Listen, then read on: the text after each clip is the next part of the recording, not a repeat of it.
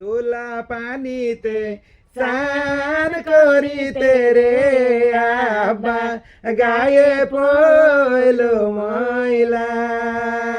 তোলা পানিতে স্নান করিতে রে আব্বা গায়ে পইল ময়লা।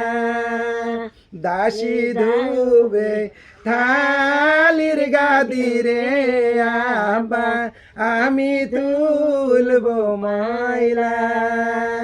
একটি ডাছে দুইটা ময়ূর রে আব্বা তারাই জোড়া জোড়া।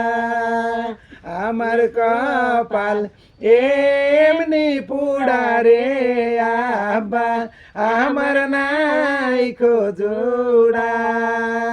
তোলা পানিতে স্নান করিতে রে আব্বা গায়ে পইল ময়লা।